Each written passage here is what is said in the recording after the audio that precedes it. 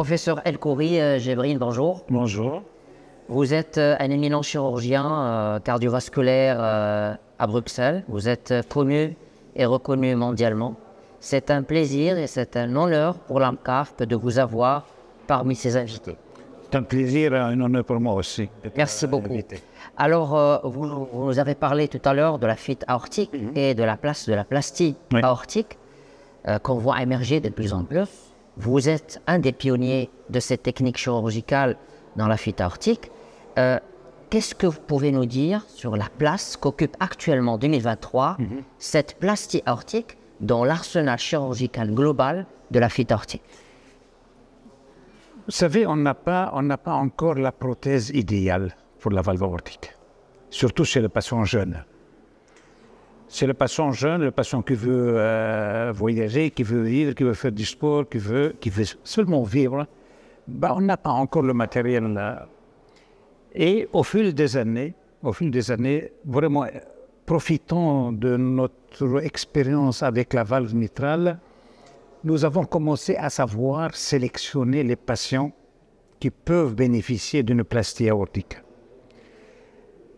Une plastie aortique ou une opération de Ross, donc utilisant vraiment le matériel autologue, c'est quand même parmi les techniques, les perspectives le mieux adaptées, surtout pour la survie des malades. On était vraiment fort impressionnés qu'après une opération de Ross ou après une plastie aortique chez le patient jeune, ben, sa survie est excellente. C'est comme la population générale.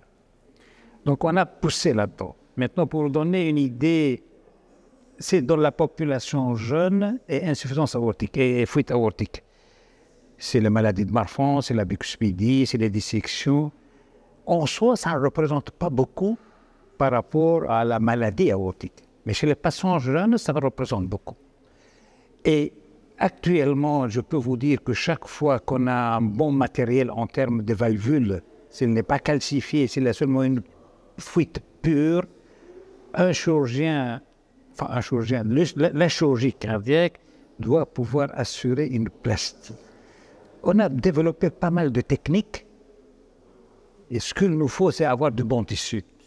Donc si on a un bon tissu valvulaire, on doit être prêt.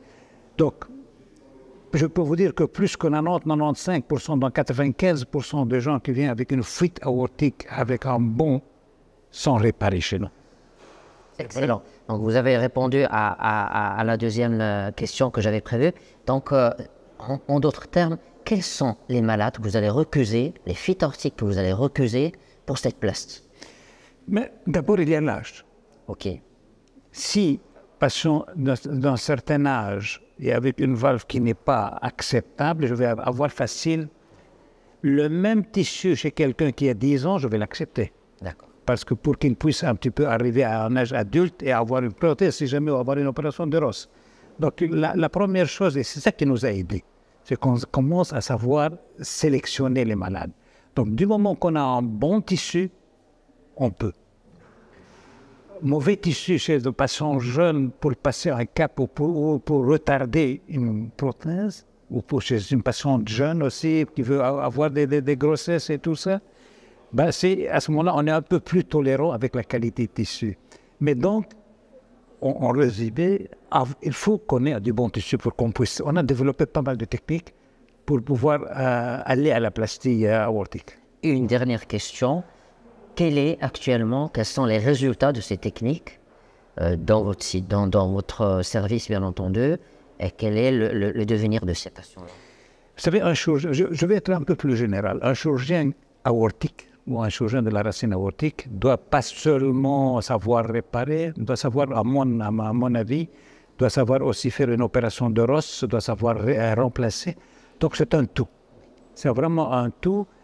Et le but, et je disais toujours, quand je discute avec un malade jeune, chez qui je veux faire une réparation, je lui dis, je veux vous réparer votre valve, ou ma philosophie chez vous, peut-être que ce ne sera pas moi, mais ce sera le suivant, c'est de vous amener, vous avez 30 ans maintenant, mais je vais vous amener à 90 ans, peut-être au prix de 2 ou 3 opérations.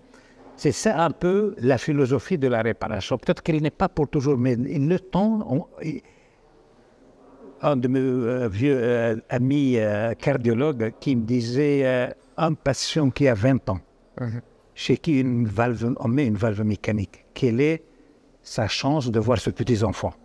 Parfois, il disait c'est 0. Donc, à quelqu'un de 20 ans pour arriver à 60 ans, on a la cognitive, c'est quand même impressionnant, appelant. Donc, de voir un petit peu donner une valve mécanique à quelqu'un de 20 ans. C'est pour, donc, parfois, on est obligé. Mais je veux dire, quand on peut réparer, il faut y aller. Je crois, actuellement, je peux dire que si vous voulez, l'absence de réparation, l'absence de récidive à 10 ans dans nos résultats, ou à 15 ans maintenant qu'on a ça, et elle est supérieure à 90%, 90%. Et donc, et encore une fois, il y a deux déterminants de la durabilité, avoir une bonne qualité de tissu et un bon chirurgien.